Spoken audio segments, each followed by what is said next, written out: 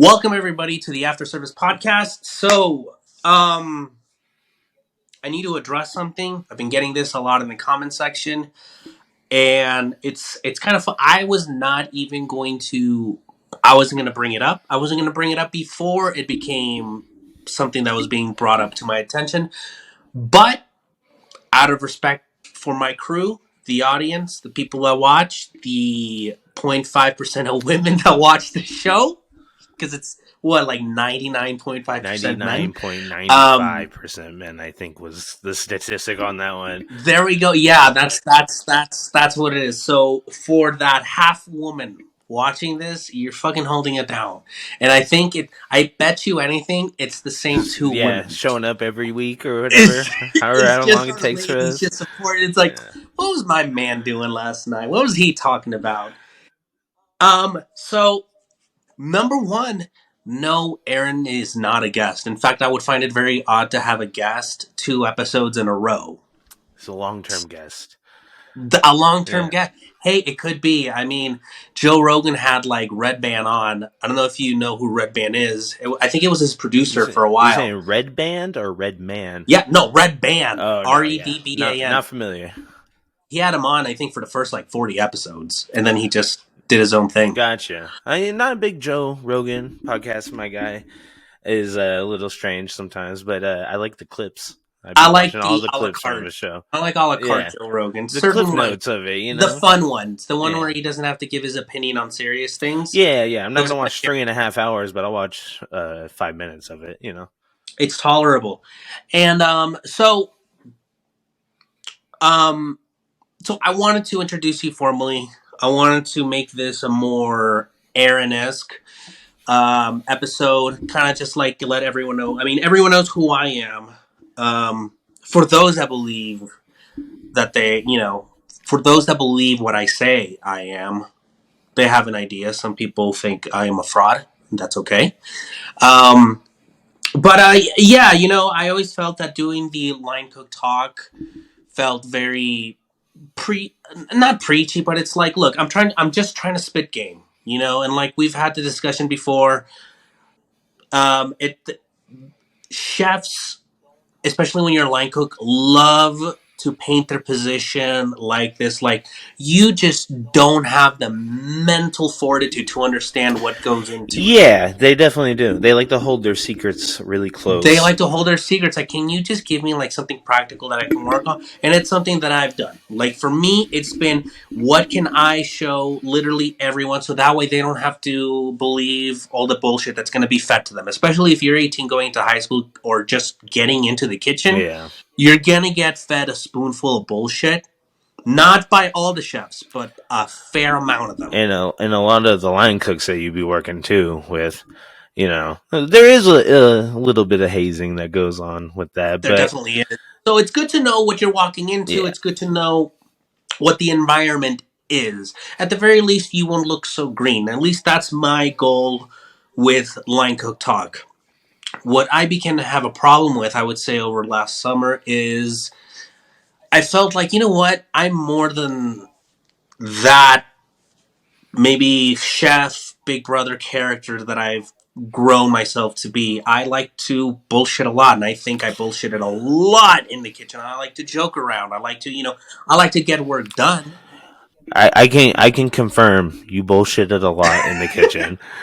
A fuck ton. There's a lot of bullshit going in and out that fucking door at that fucking kitchen.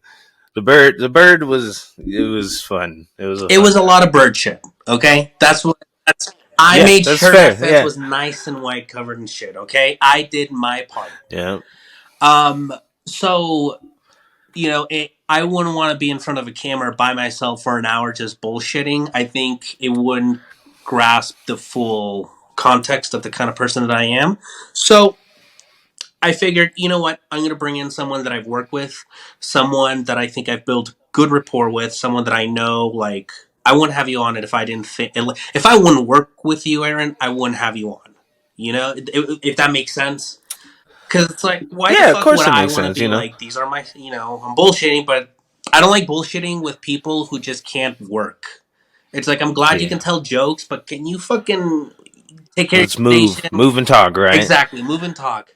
Don't turn around and stare at me while you're talking. I don't want to see your face while you say the words to Exactly. If me, I'm saying a joke, keep working, dude. You don't need to stop what you're doing. So I figured, you know what? I'm going to bring Aaron along, and he can help me get out of my shell because I am definitely more of an introvert. Yeah, I'm just more of an introvert. And yeah, so the way I see it, this is kind of like me introducing you to the line, to the crew. And if you don't mind, just give us like a little cliff notes of like, you go into a kitchen, they're going to ask you, so, where are you from? Where were you before here? And what's just, how old were you when you started? And then how did you get from beginning to where we're at now?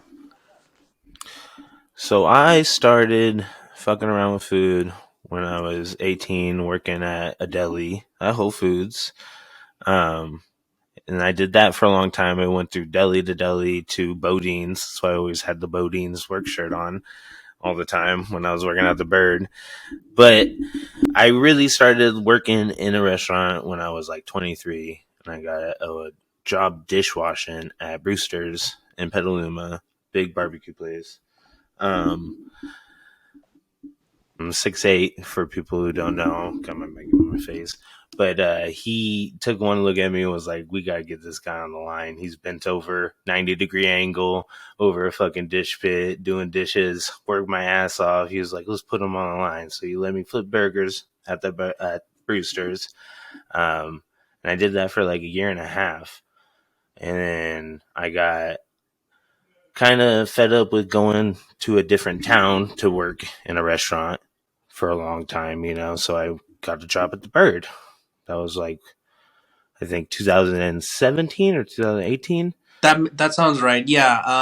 I would say, yeah, sometime after March 2018, because that's when we got our sous chef CJ. Yeah, I remember. I came in like 2 months after he got there. So yeah, that's when I got a job there and got to work Weren't with you at some. Wine Bar before that? Like No, you so I started off. was wine bar after I'd been at the Bird for a year and a half or two. That's when I picked up the second job at Wine Bar. Don't ever do that, and everybody. Don't work for the same fucking owner at a different job. It's bullshit. Should be getting overtime at that point, but you don't. Um, but yeah, it that was when I actually started fucking around with cooking and like upping my game in the kitchen and figuring out, techniques and stuff and really paying attention to the chefs at work and all that. And then I left the Bird at 2021, Yeah. and I got a job with my current guy that I work for, doing like pizzas and running his Greek food truck, and doing all of his catering and stuff for him, managing his kitchen. And now I work for him at the other location in Petaluma that we have and help him out in the food truck.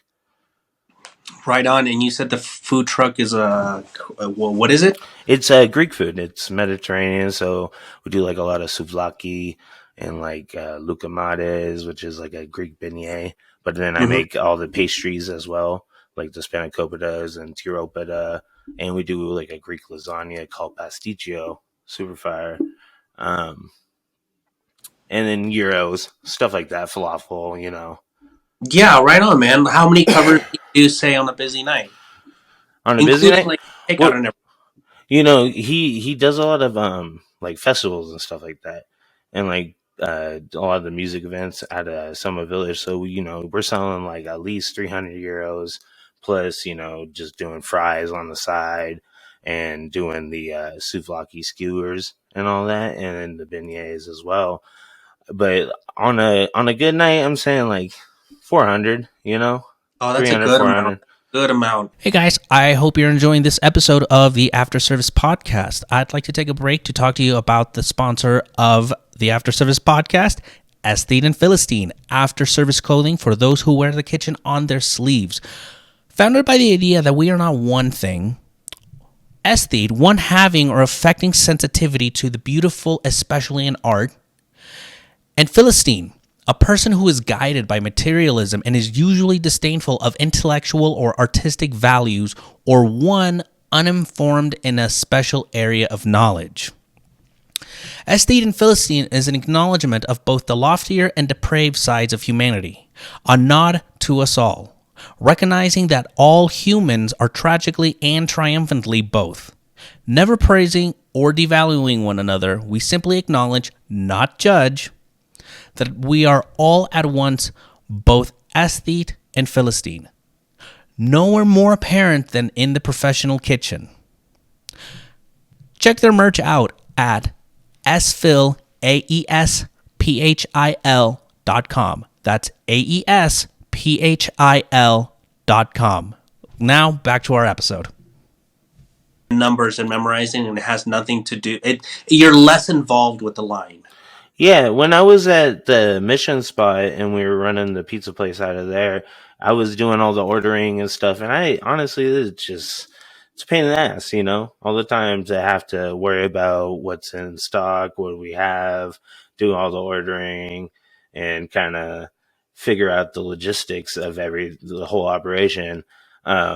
It could be stressful. It's kind of a pain in the butt, you know. Now now we consolidated for the Petaluma place and doing the food truck, it's much easier because it's just me and the other guy, you know. Perfect. 'Cause I was doing the whole place by myself over there, and it's nice to have like a teammate essentially. So we were talking a few days ago, and it just seemed like you had somewhat of a rough night. Oh yeah, Just a rough, busy night. yeah. What? So, like, what happened? Also, it was on Mardi Gras, and it was busy as hell, right? Of course. And I was running we were selling like a Mardi Gras dinner plate, doing like an etouffee and gumbo. So the etouffee is a vegetarian option. And I look over and I see that the guys at the Wood Fire Pizza are kind of struggling, running ragged. So I went over there to help them out, and we had tickets, you know, all across the pass and coming out of the ticket machine, and nobody was communicating. Nobody was like talking to each other. Guys trying to do 3 jobs at once, and then one dude backups for him, so he's got to jump off the line and run, grab something out of the fridge really quick, and it was rough, you know. They were getting buried? Oh yeah, they were in the weeds, hardcore. So I come in and I you know, started telling people what to do and where to go and what to grab, and can you take that out of the oven and, you know, cut this for me, and kind of just took over, you know, because it needed to be done. And afterwards, it's kind of like, you know, you gotta have a conversation about communication and stuff. Like, who's running the shop at this point, you know? Like, you got my teammates head down, not talking to anybody. He's grabbing stuff by himself and leaving to go to walk in because they're out of something, when he should be throwing pizzas in the oven, you know? So what was the chef doing? Was he like just expoing, or like during the weeds, was he trying to like put out different fires? He's just No, well, he was making the pizzas. He was busy doing that. okay. So he was working the pizzas. There's no expo. It's not that kind of place. So there should be. That was the issue, kind of, and nobody's really running anything at that point if you don't have an expo, you know. So that's I mean, that's my role at that point. I came in, ran the expo. Okay. So and then he just stayed doing the pizza stuff, or like whatever role he was doing, whatever station he was doing. And so, oh fuck, man. And you told me he's new, right? Yeah, he's fairly new. Yeah, he's At pretty new. being a chef. He's like 3 or 4 months in, I think. Maybe like 5. It's fair. You can't hold it against him, you know. No, not at all. It just, you know, it was like a learning kind of moment, you know. Right. And that's what I told him too. I was like, look, man, you need to ask for help, or you need to like communicate and tell people which way to go, because everybody's looking for their directions and everybody's trying to help you out, but nobody really knows what to do. When you're new, I don't think there's really such a thing as like natural born leader. You can have natural born leader qualities, You just gotta, yeah, you gotta learn but you have to learn. while you're doing it. You You have to know. be taught. You have to have people that are willing to teach you, and in many times break it down like you're 5 years old, and not be Yeah. afraid to like. Look, you're gonna get stupid questions. Don't you know? You have to be willing to accept all I the questions. personally asked Eric so many fucking stupid questions because I didn't know what the fuck I was doing. I had, done barbecue pretty much my whole career, and when I got there, I was like, "What the hell?" Like I never made hummus before, and I made a lot of fucking hummus when I got there. But it's just stupid shit like that, and you ask questions about it because you want to learn and you want to fucking try it out at home and make yourself a better chef. Cook, whatever you want to call Exactly, and yourself. I think as long as your guy, it just comes in with a good attitude, understands that hey man, some days are going to be rough, some days are going to kick your ass, but keep coming back because he knows that he's got you and he's got everyone else that's above him to help him out, be support, and no one's going to shoot him down for asking a question or maybe not being sure about something, and Yeah. Good leadership is important, man. You gotta be assertive at times, but you gotta be a teacher most of the time, mhm. and make sure that people understand why they're doing things for a certain reason, because people aren't gonna get better unless they understand the techniques that they're using in the kitchen. I think good leadership is trying to make those below you better than you. It's like you want to pass. It's like it's not just paying it forward, but you want that like investment to be bigger than you put in, and you want them to grow bigger. Like I would measure my success by how many cooks I can make better. You know, I measure a chef's success by not by like, oh well, he's such a hard ass and he doesn't put up with bullshit and he'll fire you. Like I don't that to me that just shows me a chef that's incapable of coming up with like the right combination of words, having the patience. No people skills, No, just being untenable in that regard. Like you can't deal with someone who doesn't want to be dealt with, like who just shits on you for anything that you do. yeah, or uses it as an opportunity. It's like I wouldn't have done that. I don't do. It's like, come, dude, that's not helpful. Yeah, you gotta explain why you don't do it and fucking teach them how to do it properly. Aaron, I mean, people. It's not. I think even like someone who's never cooked ever in their life before, coming into a kitchen that is willing to help them and teach them, they could leave that kitchen within a year way better off than they came in. absolutely, 100%. It reminds me of like Eric was the first chef that didn't just show me the steps, but every step was almost like here's step one, and then point. Each one had its own point as to why you did it that way. Yeah. Like to me, the most memorable dish, the simplest dish was were you there when we used to do the ribs? Just like Yeah, yeah, yeah, ribs yeah. and With like yeah. hoisin sauce or Mm-hmm. whatever. What? But I mean, it's a simple dish. Look, just in plain for those that don't know, it's like you just throw like 5 ribs in there. You put the sauce down. You cook it till it's reduced. A little bit of butter, A little bit of butter, and then you plate it. You throw the glaze on top of it. and Um, then your mustard seeds exactly, and your fucking scallions, scallions. and then you Yeah. send it off. However, I mean, this guy just broke everything down to this is why you want to do this. This is how you do this. And then when it looks like this, you want to flip over the ribs, and then you want like everything. You know?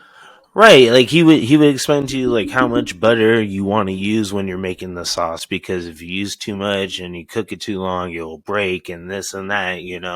He gave you like the tools to better yourself as long as you're willing to do it. Exactly. And I mean, Eric's doing his own thing now. I don't doubt that Sorry, lots. still under the weather a little bit. No, don't worry about it. But I don't doubt that people like Eric will be producing really good chefs in the future. Yeah, I mean, dude, the restaurant he owns, Grata, Mm-hmm. it just got voted in Sonoma County like one of the best Italian eateries around here. You know, Of course. I And it's mean, not, and I mean, yeah, the food's a thing, but it's like, it's the man behind the food. It's the way he trains his staff. He's yes, a very hands-on chef. He's a chef that you can bullshit with. He's a chef that, when it's time to be serious, it's time to be serious. When you're fucking up, he'll call you out on it. And mm-hmm. he won't just call you out on it just to like shame you. Like yes, in the heat of the moment, he'll say his things, but then he'll go and he'll actually like, let's talk about what actually happened. And I've always said that like the best chef isn't the chef where the best chef is the one where you yourself feel ashamed for letting him down. He doesn't have to yell at you. You're already going to beat yourself up. There's so many times that I would fuck up and Eric would never say anything to me. He would literally just look at me, but he knew that the amount of shame I had for letting him down was so great. He didn't have to say anything. He knew. It's like Yeah, I'll never make the same mistake again, chef. yeah. He was funny too, dude. It was nice to work with him. He always made you laugh, like with certain things. I remember, yeah, he caught me. I was trying to bang some rice out of a half hotel pan into a excuse me, to a dish for service, and I fucking was hitting it on the container, and he was like, "What are you doing? You caveman banging that shit out there?" He's like, "Grab a spoon." It's like, you know what? That's true. Sorry, chef. My God. I didn't mean to do that. Yeah, whoopsies. He's a good guy. I like that guy. No, Chef was fantastic. But yeah, I mean, I think. Did you guys talk to him? Did you guys talk to your chef? Like, touch base with him at all? Like, have a Just a general discussion with talk, him. like, hey, so what happened? How do you feel? Is there anything? So I was talking to the owner about it, and I was like, we need to have like maybe a weekly or bi-weekly meeting where we all go over things and kind of just explain what we like to see going forward and what we think we could do better on and what we're actually doing very well and kind of maybe tweak a little bit to make it better. um but yeah, we gotta have like a chat. Thanks. And that was like the whole idea of me going to work there more often than was that like it would be like kind of like an advisory thing, you know, because he is new and he was just doing like line cook stuff for a long time. He had no management experience whatsoever. Um, so it's kind of like I don't want to step on his toes, but like so we gotta have to sit down and like talk to him and the owner and stuff and go over what we could look forward to going further. Yeah, it Jesus Christ, we can edit that out, right? It's important to communicate. Like I was saying earlier, you gotta really have a discourse with a new guy and have him know, like you gotta be vocal. You have to like always constantly be thinking about what you're doing next, what we're gonna be doing as a team next. If a big party's coming in, you need to like gear up for that and start making backups of your hot items and basically laying out a game plan for the people that are working underneath you, Mm-hmm. so that they're not lost. Because when you do that, in the heat of the moment when people are busy and they're in the weeds, they'll remember that shit, like, oh, okay, I got like a backup of this in there and I'll go grab it. And you can always be calling out for that sort of thing, like, oh, you need this, you need this. I know it's kind of hard because he's making all the pizzas and stuff, but like it is important to look around you and see what the rest of your squad is doing. and just Yeah, check and in on especially them and see if they need anything, or if you can get someone to get something for somebody. You see someone like the person who's taking orders, maybe they're not doing anything right now, and they can go get you a backup or whatever. one time it was a rainy day, and I forgot what I was doing, but I parked my car like out. Remember, like people parked on the street. I forgot what the street was called, on Chin Street. Remember? Yeah, it was right next to, there was like a tattoo shop right there. Yes. Okay, so I parked there, and I remember I got out, and it was like a day where it was just heavy rain, and my left foot just down to my ankle in water immediately. As soon as I got out of my car, I'm like, oh in fuck, in the clogs, or in my clogs. oh And shit. of course, the clogs are like solid, so it's like I got a little puddle. So I had to like balance. I drained off all the water, and I'm walking early, and it was early enough. It was maybe 7:10, and the best thing I could come up with was I rinsed off my sock outside, and then I just stood. I just put my wet sock on a saute pan, and I just sauteed it until it was dry. Yeah, so That's pretty crusty, dude. dude, no, I was not gonna That's have a wet sock in the middle of service. And yeah, I mean, I could have put it like in the oven. I could have done a million other things, but it was the fastest way to get it done. That reminds me of one time I was working with Chris, and he came in the morning, and he went into the dish pit and sprayed his apron down and ran it through the dishwasher and took it out and hung it in front of the oven. And I was like, "That's how you wash it?" And he was like, "That's not how you wash it." And I was like, "No." Because he would not. He would just. That's not how you do it. I was like, Give you that "That's straight face. he'd make crazy." Chris was dude. great because he'd make you feel like the weird one. He would Yeah, do weird shit, but he'd keep such a good straight face. He'd make you feel like you were the fucking idiot. Like, right, oh fuck, I'm just sorry. straight face. Yeah, like, yeah, no, he's like, that's like classic kitchen tradition. What I just did, and I'd be like, I don't think it is. I've seen it done before. I've seen it, but yeah, Well, I have two now, so yeah, yeah. yeah. I guess that kind of became the motif for this entire episode, was just leadership, man. Leadership. There's going to be growing pains. You're not going to get it right. I don't give a like. If you're a fucking rock star cook, if you're great, trust me, you're once you move up, it doesn't, none of that shit. It's like being like the popular kid in high school, and then you're moving on to college. No one gives a shit what you did in high school.